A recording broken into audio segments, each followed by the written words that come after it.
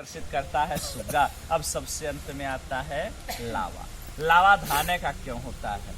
क्या धान के लावे की विशेषता होती है? धान का लावा जब तक अलग न किया जाए अपने छिलके से अलग नहीं होता है।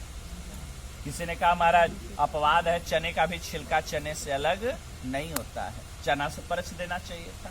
बड़े धान की दूसरी विशेषता है, धान को हम एक खेत में बिया डालते हैं, यदि यह धान का बिया उसी खेत में पड़ा रहा आए तो किसी प्रकार से धान्य की अभिवृद्धि संभव नहीं है। लेकिन जब वह बीज एक खेत से उखाड़ करके हम दूसरे खेत में प्रत्यारोपित करते हैं तो वही बीज धान्य की अभिवृद्धि करता है। इसी प्रकार से यह कन्या अपने पिता के घर में तो पैदा होती हैं लड़कियां, लेकिन यदि पिता के घर में बनी रही आए तो किसी प्रकार से वंश का विस्तार संभव नहीं है। लेकिन जब एक घर से निकल करके दूसरे परिवार को जाती हैं तो वंश परंपरा की अभिवृद्धि होती है। इस भाव को प्रदर्शित करता है धान का लावा। दूसरा संदेश, धान दो भागों से मिलकर बनता है, एक होता है तुस छिलका और दूसरा होता है तंडुल चावल।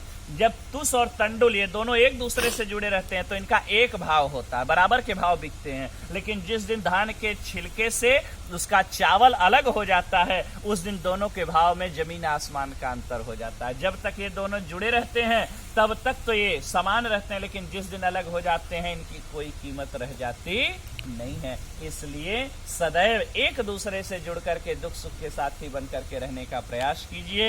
यह कन्या का 7वां इसीलिए विश्वास मांगती है, न सेवनिया पर किए जाया। आज के बाद से आप किसी दूसरी स्त्री की तरफ निगाह उठा करके नहीं देखेंगे। यदि आपकी दृष्टि पड़ती है तो आपकी दृष्टि में स्नेह हो, प्रेम हो, ममता हो, ठीक है ना, वात्सल्य हो, लेकिन उसमें काम नहीं होना चाहिए। यदि आप इस बात को माने तो मैं आपकी वामांगिनी बनने के लिए तैयार हूं। यह कन्या ने 7वां वाक्य कहा, तो क्या आपको स्वीकार है?